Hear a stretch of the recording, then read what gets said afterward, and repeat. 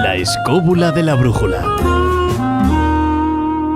La primera experiencia que yo tuve de encontrarme con Fray Leopoldo de Alpindeire, que es de quien vamos a hablar, fue la de un calendario que había en una pescadería. Y yo le pregunté al pescadero, le dije, ¿y este señor de barbas quién es? Dice, hombre, no lo sabes, ¿eh? Es Fray Leopoldo de Alpindeire. Mientras te envolvía el pescado. Claro, entonces luego yo me quedé reflexionando sobre este asunto y tal, porque luego empecé a ver a Fray Leopoldo por todas partes. Me pasó algo parecido a lo que me sucedió en Nápoles, por ejemplo, con la imagen del Padre Pío de Pietrelcina, que estaba por todas partes. Claro. Bueno, pues Fray Leopoldo estaba por todo España, pero sobre todo por la provincia de Málaga, que era donde había nacido, ¿no? Había estampitas, había de todo y tal, y entonces me preocupé por la vida de este hombre. Bueno, es un fraile capuchino, pero que nace como un agricultor en 1864, ejerce todo tipo de oficios, es de padres muy pobres, no tiene formación de ninguna clase, y su padre muere. Él marcha a Sevilla y él lo que trata de alguna manera, bueno, primero va por Ronda, y en Ronda se le ocurre en hacerse fraile capuchino después de hacer algunas lecturas, buscando, digamos, los arrobamientos que le había producido la lectura de los textos de San Francisco y sobre todo su himno al sol. Eso es lo que nos cuentan. Él intenta ingresar, no sea muy mayor, no le dejan en Sevilla que entre la orden de los capuchinos, pero al final consigue entrar porque era testarudo y consigue entrar. Y a partir de ese momento se transforma en lo que se llama un fraile limosnero. O sea, un hombre que va por todo Sevilla haciendo la caridad con los demás. Por Granada, te refieres a Granada, de Granada. No, bueno, efectivamente, donde ejerció la mayor parte de su labor fue en Granada, efectivamente, pero quiero decirte que hizo su formación en Sevilla, luego es cuando ya se le envía a Granada. En una Granada que estaba pues muy tocada en ese momento por los sucesos que venían de la dictadura de Primo de Rivera. Entra allí y entonces él asiste a todo el proceso que llevaría incluso hasta la guerra civil, ayudando a todo el mundo y procurando sobre todo ser un limosnero, pero un limosnero tal que iba en contra de su congregación, porque muchas veces cuando llegaba al convento ya no llevaba limosna porque la había repartido con todo el mundo. Y esto, lejos de granjearle la enemistad de sus compañeros, bueno, pues resulta algo así como gracioso, pero sobre todo lo que le genera es la condición de ser un santo popular en vida.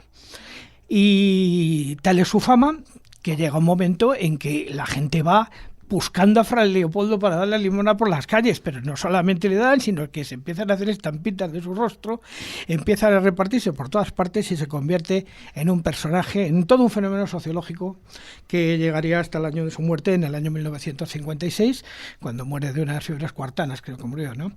Y muere en su lecho. Su entierro fue tremendo, fueron prácticamente toda la gente de Granada, y a partir de ese momento empieza a recibir la condición de santo sin que se lo hubiera dado todavía la Iglesia, porque todo el mundo va a frotar, digamos, cosas a la tumba de Fray Leopoldo para que adquieran la virtud y la generosidad de quien estaban absolutamente seguros que ya estaba a la derecha del Padre. Costó 49 años su canonización, porque la Iglesia con estas cosas es muy complicada y el abogado del diablo tenía que encontrar varios casos de milagros. Él encuentra un milagro que tú conoces, que es el milagro famoso, sí, de una paciente con un lupus eritematoso sistémico, el cual sirve para beatificarlo. Hoy en día está beatificado gracias a ese milagro.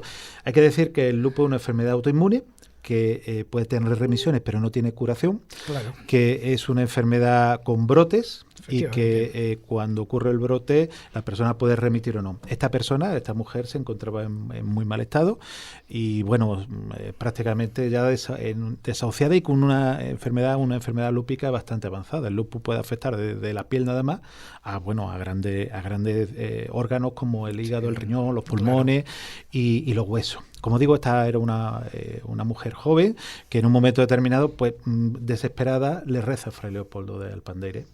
¿Y cuál es el resultado? Que se cura. Mejora, pero es que exactamente, le has dicho la palabra, se cura. Es que yo quizá hablo un poquito técnicamente porque mi tesis doctoral es de lupus eritematoso sistémico en pacientes de otorrinolaringología, por lo cual hicimos miles y miles de pruebas. Al gusto. Claro, hicimos miles de pruebas en pacientes lúpicos y jamás vimos una remisión del lupus.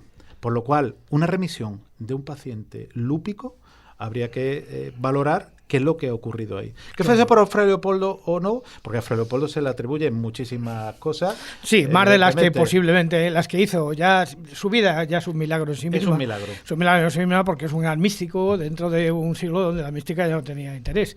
Afortunadamente la Iglesia le canonizó en 2010. Beatificó. Le beatificó, sí. Es el proceso previo. Le falta un segundo milagro, claro, le falta, que posiblemente lo encuentre. Efectivamente, fue beatificado en el año 2010 con una asistencia de entre 150 y 200.000 personas y en una ceremonia que celebró don Carlos Amigo, que era el arzobispo en ese momento. La emoción.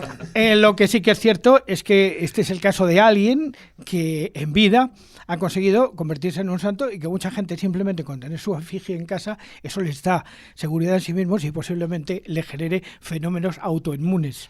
Pero eso precisamente, este Fray Leopoldo es uno de los casos que tú nombras en el libro, Miguel Ángel, pero eso de ser santo en vida les ha pasado a muchos. O sea, tú en el libro pones una serie de personajes desde Sai Baba, el padre Pío de Pietrelcina, sí. Precisamente. Ese es el clásico. Sí, hombre, por supuesto, ¿no? Pero hay muchos, tú pones en el libro casos aquí en España, desde, por ejemplo, el Santo Custodio, ¿no? O también pones casos de fuera, desde Teresa de Calcuta, Searigó. Bueno, Searigó igual es un caso aparte, ¿no? Del que antes hemos estado hablando.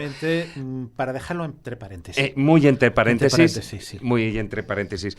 Pero esto no es algo muy habitual, o sí que lo es en Oriente, pero no en Occidente. Sí, quizá en Oriente sea más frecuente santificar a alguien, e incluso esos santones hindúes, que, bueno, aquellas personas que hemos visitado Oriente nos damos cuenta, pues que no, en cada esquina, pero sí hay muchísimos santones, y curanderos, y sanadores, y milagreros.